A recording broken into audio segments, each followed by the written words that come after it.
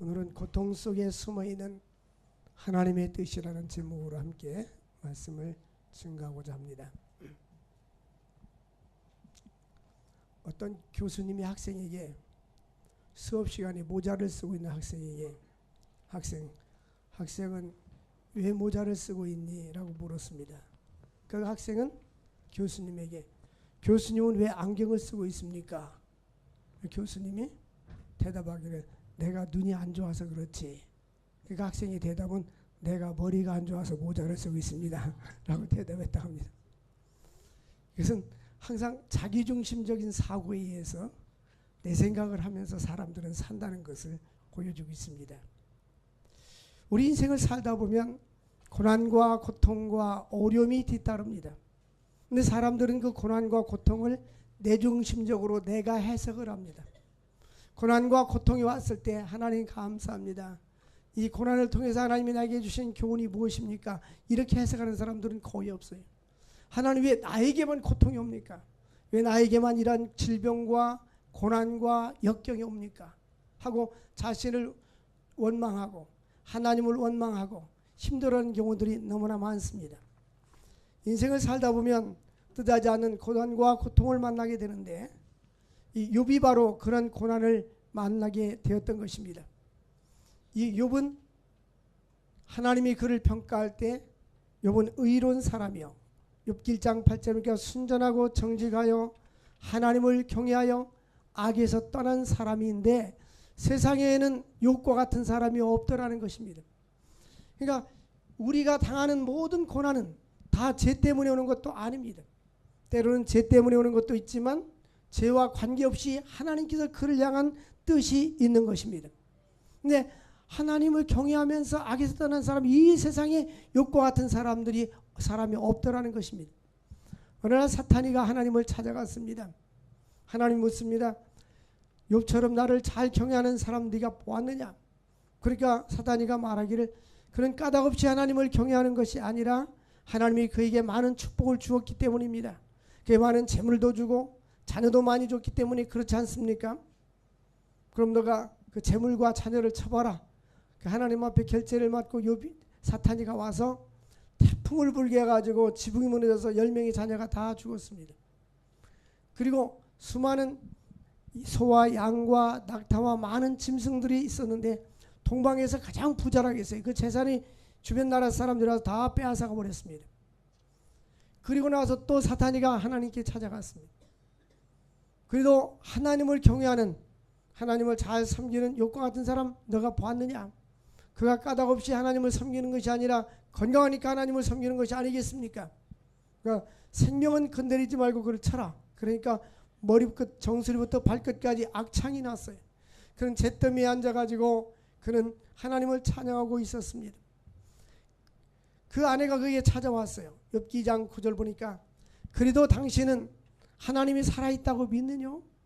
하나님을 저주하고 욕하고 죽어라. 아내가 그렇게 얘기했어요. 그때의 그 욥의 대답은 뭡니까? 하나님이 우리에게 복을 주셨은즉 또 하나님께 우리에게 화도 받지 않겠느냐?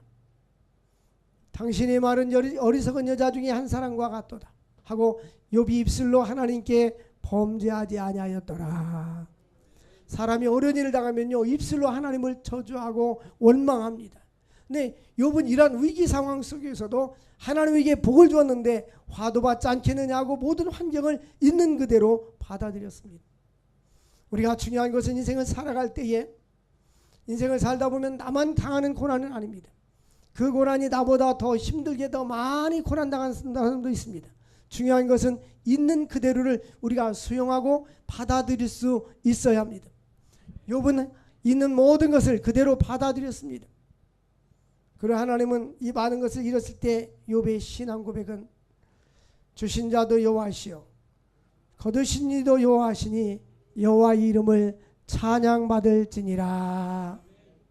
우리가 이 세상에 빈손으로 왔고 알몸으로 왔는데 죽을 때 또한 알몸으로 갈지라.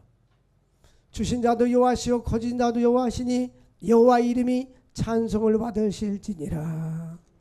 그런데 쉬운 일이 아니에요. 여러분 아무것도 없는 사람은 잃을 게 없어요. 근데 가진 자들은 잃을 게 있어요. 건강한 사람이 건강을 잃었을 때 그 상실감, 많은 재물을 가졌을 때 재물을 했을 때 그의 상실감, 높은 지위에 있을 때 지위에서 내려왔을 때 그 상실감. 그 전직 두 대통령이 그 교도소가 있잖아요. 저분 얼마나 상실감이 클까. 과거에 우리나라 최고의 권좌에 있다 내려왔잖아요. 우리는 가지고 있던 것을 잃었을 때의 그 상실감은 말로 다 표현할 수가 없습니다. 근데 이런 상실을 했을 때에 욥은 오히려 하나님을 찬양하고 하나님의 이름이 찬송을 받으실지냐 그랬습니다. 그만큼 성숙한 신앙을 가지고 있었던 것입니다. 우리는 하나님께서 나에게 허락한 모든 것에 대해서 있는 그대로를 인정하고 받아들일 수 있어야 하는 것입니다. 욥이 이렇게 위기에 처해 있을 때에, 사람이요 고난과 위기에 처해 있을 때는 누군가를 의지하고 싶고 위로하고 싶은, 위로를 받고 싶은 마음이 있습니다. 그러나 우리를 진정으로 위로해 줄 수 있는 분은 성령님이십니다.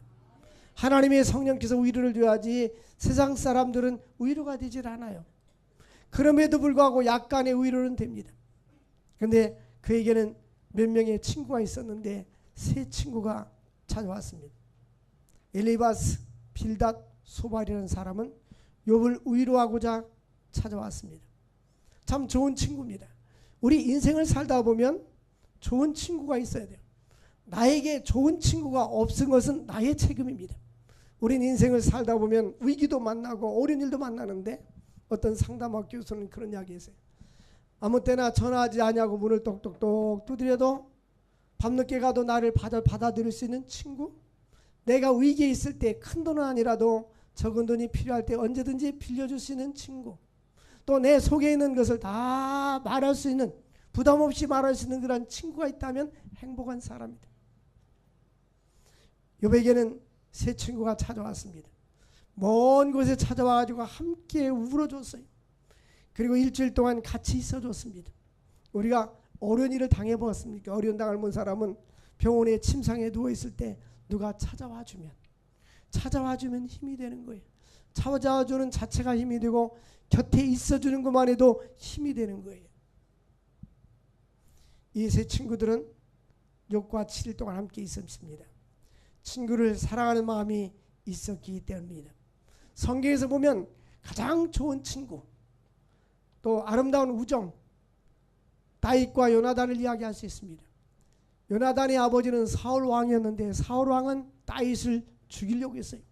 다윗이 인기가 높아지고 백성들로 하여금 이제 왕위로 오를 것 같으니까 차단하려고 다윗을 죽이려고 했습니다. 그런데 요나단은 자기 아버지가 그러지만 생명같이 다윗을 아껴주었습니다. 그리고 자기의 갑옷을 벗어서 다윗을 입혀주었어요. 우리가 이 땅에 살면서 우리와 가장 친밀하신 분은 하나님과 성령님과 예수 그리스도, 그리고 이 땅에 사는 동안 좋은 친구가 있어야 하는 것입니다. 그런데 그들은 욥이 먼 데 있을 때 찾아가서 위로해 줄 수 있는 그러한 인격을 가지고 있었습니다. 그들은 또한 7일 동안 함께 있었고 친구를 사랑하는 마음도 있었습니다. 그리고 헌신적으로 노력을 해주었던 것입니다. 그러나 그것으로 끝나는 것이 아니라 그들은 또한 단점이 있었습니다. 어떤 단점이냐? 대부분 우리가 신앙생활을 잘하고 다른 사람보다 본인이 좀 낫다고 생각하면 다른 사람을 정죄하는 경향이 있어요. 자기를 기준으로 해서 너가 이렇게 잘못했으니까 이런 일을 당하는 것이 아니냐. 그 세 친구들은 너가 하나님 앞에 잘못해서 너가 벌 받는 거야. 그러니까 이 욥에게는 정말 고난이 심한데 또 그 말까지 하니까 너무너무 힘든 거예요. 그리고 욥을 판단하고 정죄했습니다. 그리고 욥의 세 친구는 또 빨리 회개해야 돼, 그런 말을 했어요. 그런데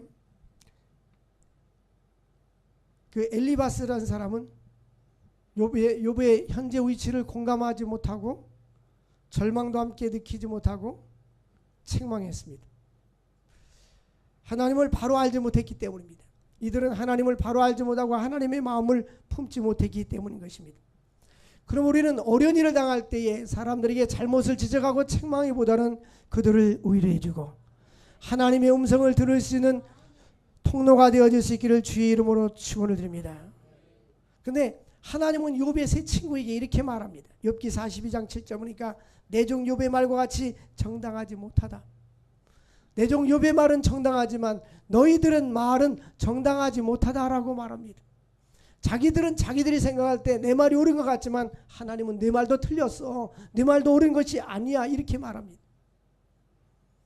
그들은 하나님을 선을 행하면 복을 주시고 악을 행하면 직멸하신 하나님으로 생각했습니다.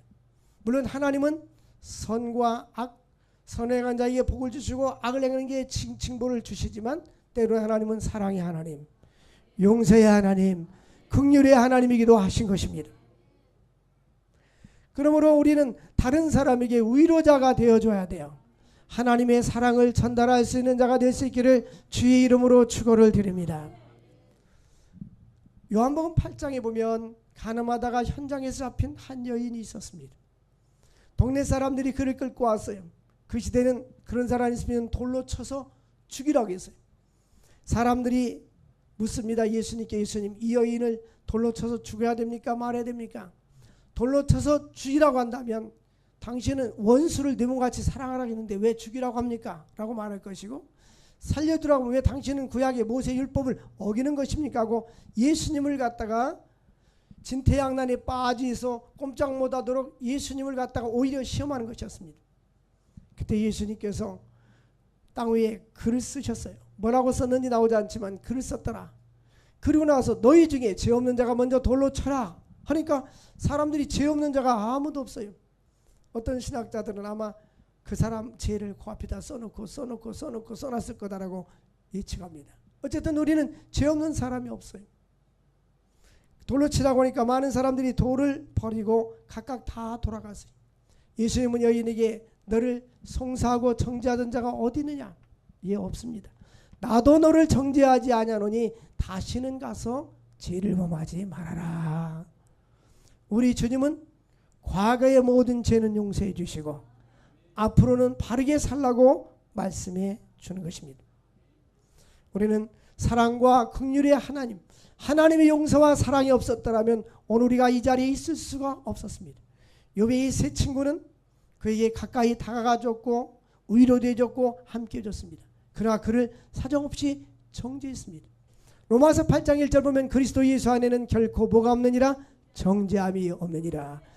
예수 앞에 나오면 모든 죄 사하고. 사람들이요, 위기를 만나고 어려운 일을 만나고 고난을 당하면 자기에서도 모르게 죄의식이 생기게 되고 내가 하나님 앞에 뭐를 잘못했는가. 이건 신앙인들의 이야기입니다. 하나님 왜 나에게 이런 고통을 주는 겁니까? 이렇게 굉장히 힘들어합니다. 그때 거기에 너 죄져서 그래. 그럼 더 힘들어하는 것입니다. 하나님의 뜻이 있을 거야. 하나님의 뜻이 있을 거야. 고난당하는 자의 자리에 내려가서 공감하면서 하나님의 뜻을 찾아야 합니다. 욥의 세 친구와 다르게 젊은 한 친구가 또 찾아왔습니다. 그 사람의 이름은 엘리후였습니다. 엘리후는 나의 하나님이 바로 그분이시다 라는 뜻입니다. 이름 자체가 나의 하나님이 바로 그분이시다, 엘리후의 뜻입니다. 엘리후는 신앙의 사람입니다. 그는 성령의 인도에 민감했던 사람이고 하나님의 인도하심에 대해서 민감했던 사람입니다. 그는 그의 욥에게 성공적으로 권면해 주었습니다. 엘리야가 욥에게 접근하고 있는 것은 무엇입니까? 잘 들어줬어요. 경청해 줬어요. 경청. 우리는 어려운 일을 당하는 사람들, 위기를 당한 사람들의 말을 계속 들어만 줘도 내면에 치유가 일어납니다. 아무도 나의 말을 들어주지 않냐고 나를 인정해 주지 않을 때 고독합니다. 오늘날 이 시대를 일컬어서 무리 속의 고독이라고 하지 않습니까? 어쩌다가 출퇴근 시간에 바쁜 일이 있어 지하철을 한번 타면 시내 가려면 차를 가자면 막히니까 막 옛날 우리 고등학교 저 시골에서 고등학교 그 통학할 때 30분 내지 40분마다 버스 하나 오면 그 차 2대만 놓치면 지각을 하는 거니까 어쩔 수 없이 그 차를 타야 돼요. 타면 그냥 조수가 밀어붙이고 그냥 운도 못 닦고 오래 하던 시간이 생각이 나던 거예요. 지금도 지하철 타면 그런 거예요. 막 너무 이게 사람들이 무리가 많아요. 가득 차고 하고 너무너무 많아요. 근데 진정으로 그 속에 나의 진정한 친구도 없고 나와 함께하는 이웃도 없어요. 사람들은 많은 사람들 속에 살지만은 외롭습니다. 오늘 많은 사람들이 왜 사람들이 자살하는 사람이 많을까? 외로워서 죽는 거예요. 외로워서. 위로자가 없고 마음이 평안이 없어서 죽는 거예요. 우리를 진정으로 위로해 주시는 분은 성령님이십니다. 하나님의 성령으로 위로받을 수 있기를 주의 이름으로 축원을 드립니다. 뿐만 아니라 우리는 인간이기 때문에 사람에게도 위로가 필요합니다. 여러분 가정에서 위로가 되고 힘이 될 수 있는 아내가 되고 남편이 될 수 있기를 바랍니다. 그런 부모가 될 수 있기를 주의 이름으로 축원을 드립니다. 이 엘리야는 위로자가 됐습니다. 가서 잘 들어줬어요. 경청. 성공하는 사람들, 성공하는 지도자, 성공하는 사람들 경청 잘 들어줍니다. 근데 대부분의 사람들은 잘 안 들어요. 안 듣는다는 말은 얼굴은 쳐다보고 듣는 것 같지만 머릿속으로 마음속으로 공감하지 않고 그냥 흘려보냅니다. 딴짓하는 거예요. 어떤 사람들이 앙케이트 조사했는데 아버지는 어떤 사람이라고 생각하냐? 텔레비전만 보는 사람, 그 다음 신문만 보고 있는 사람, 아이들과 대화가 없어요. 듣질 않아요. 엘리야는 말하기 전에 경청했습니다. 욥의 생각이 어떤지 주의 깊게 경청하고 들어줬어요. 욥기 32장 11절에 보면 이제 그가 귀를 기울이고 듣는다. 그것은 참으로 32장 11절 보니까 보라 나는 당신들이 말을 기다렸노라. 그 뭐라고 말할지를 기다리고 듣고 있는 거예요. 당신들이 슬기와 당신들의 말에 귀를 기울이고 있었노라. 대화할 때 어떤 사람은 혼자 말 다 해. 딴 사람 말을 들으려고 하지 않아요. 꼭 라디오나 텔레비전 틀은 것 같아. 그냥 막 계속 나오는 거예요. 그러면 아니 되는 거예요. 아멘 하셔야지. 그러면 아니 되는 거예요. 좀 다른 사람 말을 경청하고 들어줘야죠. 내가 당신들의 말에 귀를 기울이고 있었노라. 또 32장 12절 말씀에 보면 내가 자세히 들은 적이라고 되어 있습니다. 자세히 들었다. 여러분 따라서 합시다. 귀를 기울이고 자세히 듣고. 어떤 때는 이 자녀를 키우면서 이 부모들이 자녀들의 진로를 딱 정해놓고 점을 찍어놓고 너 여기로 가라. 고 여기로 가라. 제가 그 상담 코칭 공부를 하는데 거기 온 사람들이 전문인들이 많이 왔는데 하나는 미국에서 여성인데 미국 변호사예요. 미국 변호사 자격증을 따고 한국에 왔어요. 그래서 이제 미국에서 살면서 한국에 잠깐 온 거예요. 이제 교수님이 묻는 거예요. 당신은 왜 이 공부를 또 합니까? 우리 어머니 아버지가 어렸을 때부터 너는 판검사나 변호사를 되라. 가지고 열심히 공부해서 이제 로스쿨까지 나와서 변호사가 됐는데 본인이 직업에 대해서 만족함이 없는 거예요. 변호사가 하는 일이 뭐예요? A와 B가 법적 싸움할 때 변호해 주는 거예요. 죄를 진 사람에게는 죄를 가볍게 해주려고 이 두둔해주고 말해주는 거예요. 또 원고 쪽에서는 이기는 쪽에는 저 사람이 잘못됐다는 걸 또 지적해 주는 거예요. 어느 쪽 변호사가 되냐에 따라서 A에게 원고 쪽에 서 있으면 원고를 이기게 해줘야 되고 피고 쪽에 있으면 피고가 이기게 해줬는지 아니면 벌을 적게 받게 해줘야 되고 그게 변호사의 직업이에요. 제가 아는 어떤 분이 변호사님이 최근에 감리교회 신학대학 대학원 야학원에 입학을 했다고 하더라고요. 제가 참으로 잘하셨습니다. 참으로 잘하셨습니다. 사랑하는 성도 여러분, 우리는 자세히 귀를 기울이고 들어야 합니다. 근데 그 부모는 자녀의 말을 안 들은 게 귀를 기울이지 않은 거예요. 너가 원하는 것이 뭐니? 라고 묻지 않았어요. 그래서 이 사람은 나는 변호사를 해보니까 직업의 만족이 없어서 나는 이 코칭과 상담을 통해서 사람에게 위로를 주고 사람의 길을 열어주고 사람의 앞날을 형통케 하는 이 직업으로 나는 직업을 바꾸려고 왔습니다. 그런 이야기를 들어봤습니다. 여러분 우리가 예수를 믿으면서 내가 예수 믿고 천국 가는 것으로 끝나는 것이 아니라 나의 신앙과 인격이 예수 그리스도의 장성한 분량까지 높아야 될 줄로 믿습니다. 계속 자라나야 됩니다. 계속 성숙해야 됩니다. 나이가 먹을수록 다른 사람을 저분은 참 인격이 고상하구나, 나이가 먹을수록 아름답구나, 이렇게 변화가 돼야 되는 것입니다. 지금 엘리야는 젊었지만은 지혜로운 사람이었습니다. 그리고 그는 자세히 들었습니다. 신앙적으로 다른 사람을 위로해 줄 수 있는 사람들은 고난을 당하는 사람들을 찾아가지고 그 아픔과 고통을 함께 나눠야 하며 사람의 사랑과 능력을 고난을 극복할 수 있도록 도와주셔야 합니다. 하나님의 성령께서 힘을 주시고 능력을 주셔서 감당할 수 있도록 해야 하는 것입니다. 보면 똑같은 장애를 가져서도 여러분 닉 부이치치 지난번에 영상을 통해서 봤지 않습니까? 그 사람은 양 팔과 양 다리가 없어요. 태어날 때부터. 그 어머니가 간호사였는데 굉장히 놀란 거예요. 그런 아이를 낳은 것에 대해서. 이 아이가 어렸을 때에 엄마 나 목욕하고 싶으면 목욕탕에 좀 나를 넣어주세요. 그 탕속에 넣어줬어. 이 아이가 고민을 한 거예요. 내가 죽어버릴까. 이 몸을 이렇게 회전해서 뒤집어서 담그면 나는 죽는데 그러면 내 어머니와 내 형들이 얼마나 가슴이 아플까. 그거 죽지 않았어요. 그리고 그 장애인데 다리는 없는데 그 발목 같은 게 하나 붙어 있는 거예요. 그래가지고 일어날 때도 머리를 이렇게 툭 튕겨서 이마를 땅에다 쳐서 일어나고, 응? 그러면서도 의지가 대단해요. 우리들은 네 손과 다리가 있어도 그 파도 타기 서핑을 못하는데 그 사람은 그걸 한 거예요. 계속 또 들어가면 또 하고 시도해가지고 지금은 이제 전 세계를 다니면서 복음을 증거하고 희망의 전도사로서 여러분들 희망을 가지고 비전을 가지고 사십시오 하면서 그 돈을 모아다가 사지가 없는 사람, 지구에 그런 사람들이 많이 있는가 봐요. 그 연합회에다가 기부금을 전달해 주고 있습니다. 우리는 나에게 당한 어떤 형편과 환경을 어떤 관점에서 보느냐 하는 것이 중요한 것입니다. 이 엘리야는 욥의 자리까지 내려갔습니다. 공감해 줬다는 얘기. 상대방의 입장에 가서 성경에 보면 우는 자들과 함께 울고 웃는 자들과 함께 웃어라 그랬어요.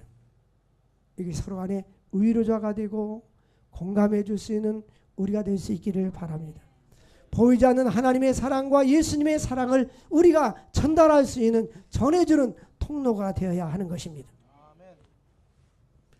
엘리야는 욥의 고난을 깊이 통정하면서 성령님의 도우심을 간구했습니다. 다른 친구들은 죗값이라고 말했지만 그는 그렇게 말하지 않았습니다. 욥이 얼마나 힘들었습니까? 욥기 30장 16절에 17절에 보면 이제 환난이 나를 사로잡고 있구나. 내 생명이 내 속에서 누구니 환난이 나를 사로잡는구나. 밤이 되면 내 뼈가 쑤시니 나의 아픔이 쉬지 않는구나. 육체가 몸이 아픈 사람들 보면 정말 밤잠이 안 와요. 밤잠이 안 와요. 쉬지 않고 이 뼈가 썩음같이 힘들어요. 그리고 외롭고 고독하고 아무도 알아주지 않으니 또 본인이 직접 체험하지 않으면 그 아픔을 느낄 수가 없습니다.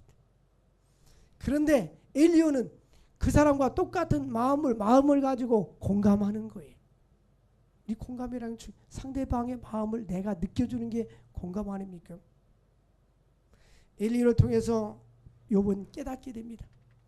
그 세 친구를 통해서 아무 깨달음이 없었어요. 근데 엘리야라는 사람을 통해서 깨닫습니다.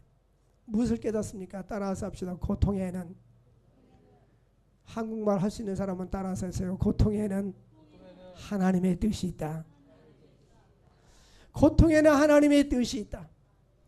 보통 때는 왜 하나님 나에게 이런 고통을 주십니까? 라고 말하지만 하나님 이 고난을 통해서 하나님이 나에게 원하는 뜻이 있습니다. 우리에게 하신 오묘하신 섭리가 있습니다. 엘리야를 통해서 욥이 깨달은 메시지는 무엇입니까? 내가 당하는 고통에는 이유가 있다는 것입니다. 여보, 나는 죄가 없고 깨끗한데 왜 하나님은 징계하십니까? 하나님, 나는 잘못하지 않았습니다. 하나님 볼 때도 욥과 같이 순전하고 정직한 사랑이 없다고 했는데 왜 나는 아무것도 없고 잘못한 것이 없는데 나에게 고난이 옵니까? 이란 질문입니다. 우리들도 때로는 어렵고 위기를 당할 때 하나님 내가 뭐를 잘못했기에 난 어려서부터 교회를 다니고 주일도 잘 지키고 11조도 잘하고 그런데 왜 나에게 이렇게 어려움을 줍니까? 이렇게 말할 수 있어요. 근데 하나님의 대답은 뭐였습니까? 하나님이 왜 나에게 이러한 어려움을 주십니까? 할 때 12절 말씀에 내가 그대에게 대답하리라. 이 말에 그대가 의롭지 못하니 하나님은 사람보다 크십니다. 하나님은 사람보다 위대하다 그 뜻입니다. 너희의 생각으로 너희의 모든 것을 판단하지 말고 더 높으신 하나님, 하늘이 땅보다 높은 것 같이 내 생각은 너희 생각과 다르다 그것입니다. 따라서 합시다. 하나님은 위대하시다.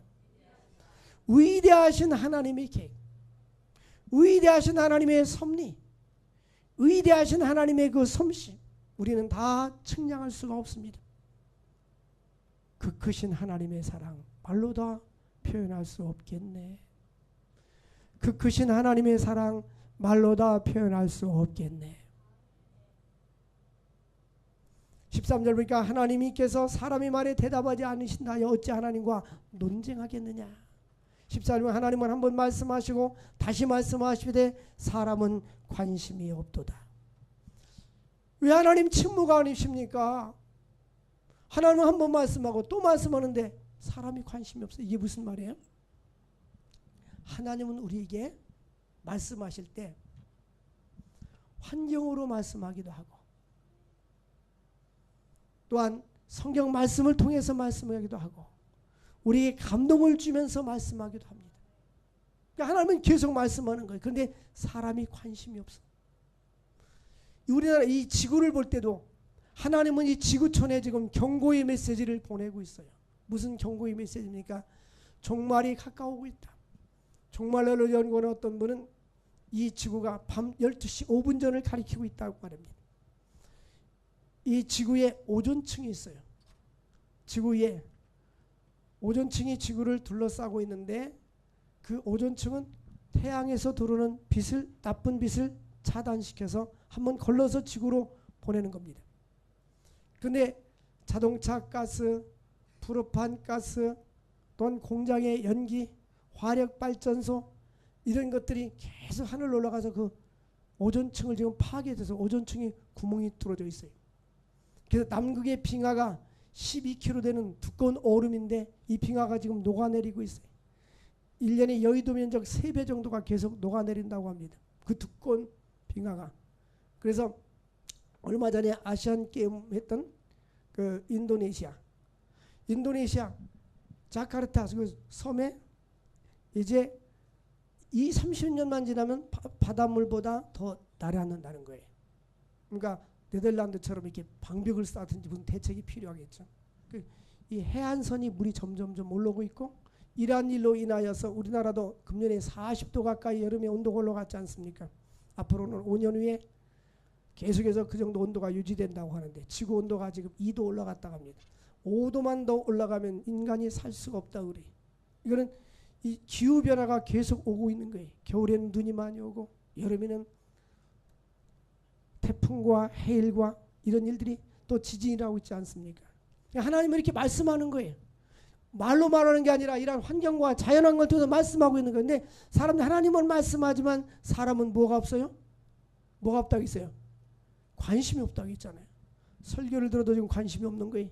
14절에 보니까 하나님은 한번 말씀하시고 다시 말씀하시되 사람은 뭐가 없도다? 무관심한 거예요. 그저 그러겠지. 일본이 뭐 태풍 불어 사람 죽으면 죽었겠지. 관심이 없어요. 하나님은 계속해서 우리에게 사인을 보내고 있습니다. 지구의 종말과 주님의 재림이 점점 가까워하고 있어요. 개인적으로는 하나님께서 우리에게 여러 가지 사인을 보내고 있습니다. 그럼 우리는 하나님의 뜻이 무엇일까? 하나님의 뜻이 무엇일까? 하나님의 뜻을 발견해야 하는 것입니다. 하나님은 침묵하는 것이 아니라 지금도 계속 말씀하고 계십니다. 하나님은 꿈과 이상으로 환경으로 말씀해 주시는 것입니다. 하나님은 지금도 고통 자체로 말씀합니다. 하나님께 하나님 우리가 고달당할 때 뭐라고 말합니까? 고난당하는 것이 내게 유익이라. 고난당하기 전에 내가 그릇된 길로 갔더니 고난당한 후에는 하나님의 뜻을 행하게 되었노라. 하나님은 인간의 고난을 통해서 영적으로 더욱더 깊어지고 정화되게 되고 하나님의 뜻을 행하게 만들어주시는 것입니다. 이것이 바로 변장된 축복입니다. 우리는 이 소유하는 것에 관심이 많습니다.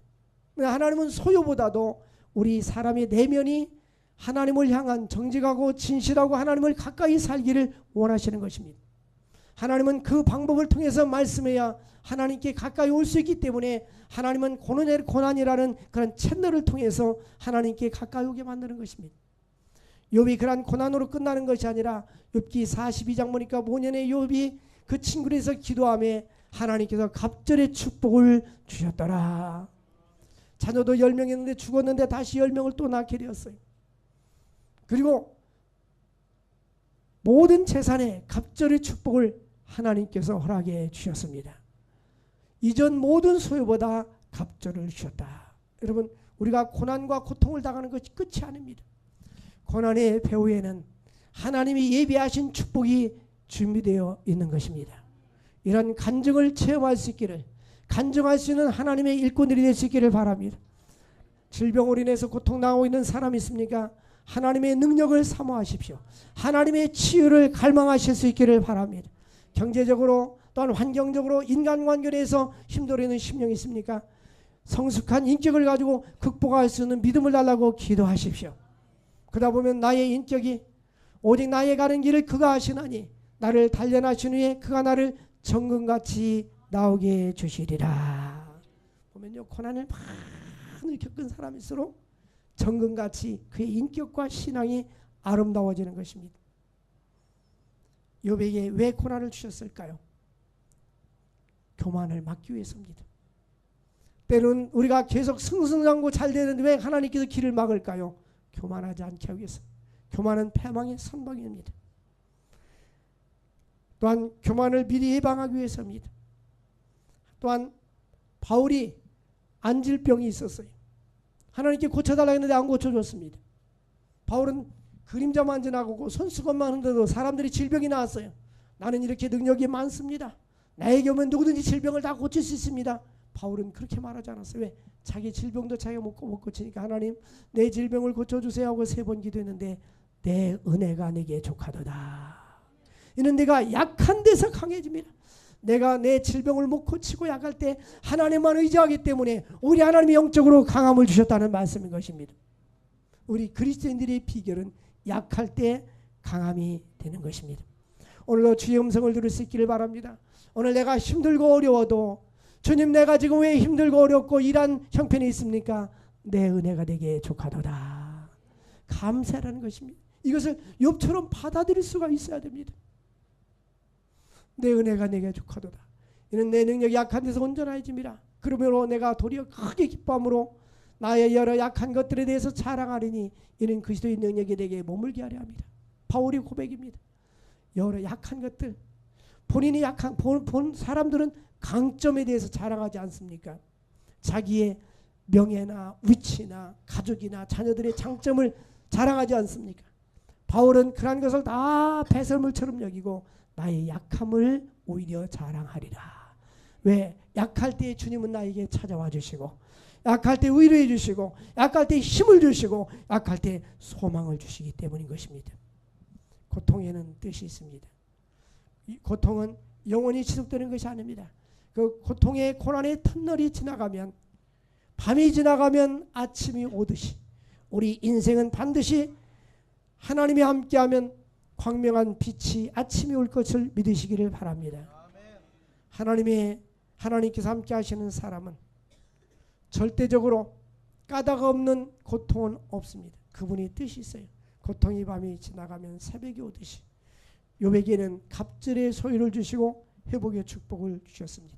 오늘도 살아계신 하나님을 찬양하고 하나님 이러한 고난을 이기게 하시고 극복하게 하시고 고난을 주신 하나님 숨은 비밀을 깨달아 알게 하여 주옵소서.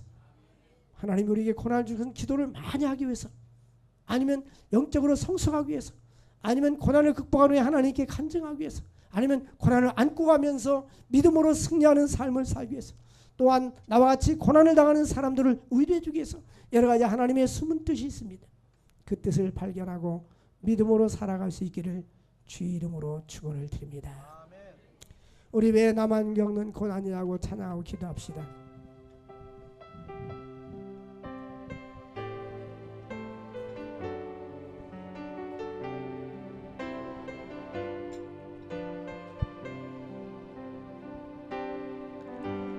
왜 나만 겪는 고난이냐고 불평하지 마세요. 고난의 뒤편에 있는 주님이 주실 축복 미리 보면서 감사하세요. 너무 견디기 힘든 지금 이 순간에도 주님이 일하고 계시잖아요. 남들은 지쳐 앉아 있을지라도 당신만은 일어서세요. 힘을 내세요. 힘을 내세요. 주님이 손잡고 계시잖아요.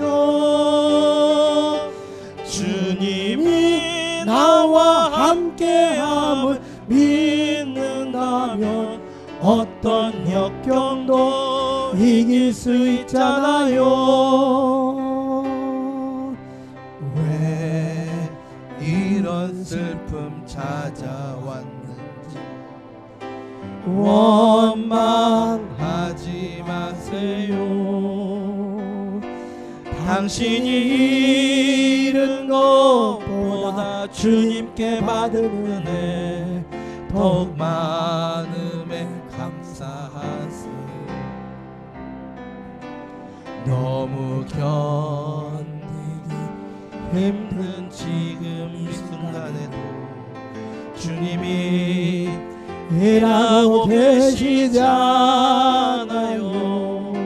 남들은 지쳐 앉아 있을지라도 당신만은 일어서세요.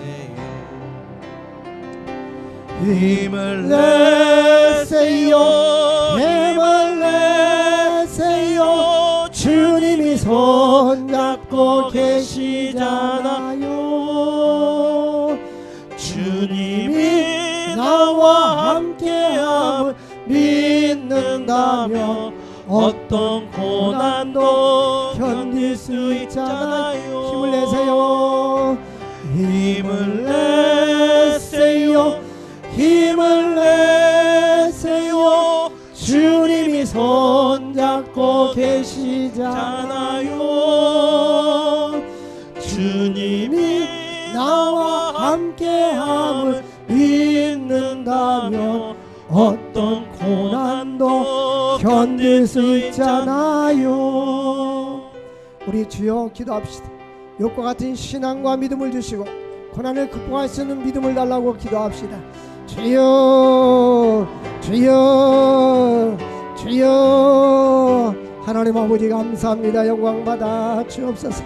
고난과 고통에는 하나님의 숨은 뜻이 있다는 것을 깨달아 알게 하여 주옵소서. 하나님 아버지 고난을 우리가 밟고 뒤지고 일어설 수 있도록 도와주시옵소서.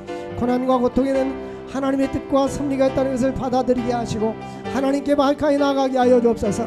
하나님을 바라보게 하여 주옵소서. 믿음으로 나아갈 수 있는 자 될 수 있도록 우리 집 역사하여 주시옵소서. 주님 함께하여 주시옵소서. 왜 나만 이란 고난과 고통이냐고 생각하지 않게 하여 주시고 하나님 아버지 우리는 지금 많은 고독과 이름 속에 살고 있습니다. 성령님이여 찾아와 주시고 의뢰해 주시고 힘을 주시옵소서. 하나님의 놀라우신 은혜로 함께 하셔서 아버지께 영광 돌리는 삶을 살아갈 수 있도록 우리 집 역사하여 주시옵소서. 성령님이여 힘을 주시옵소서. 위로해 주시옵소서. 함께하여 주시옵소서. 성령의 위로와 능력으로 충만한 저희들 되어질 수 있도록 은혜와 축복 나리워 주옵소서. 예수님의 이름으로 기도합나이다. 아멘.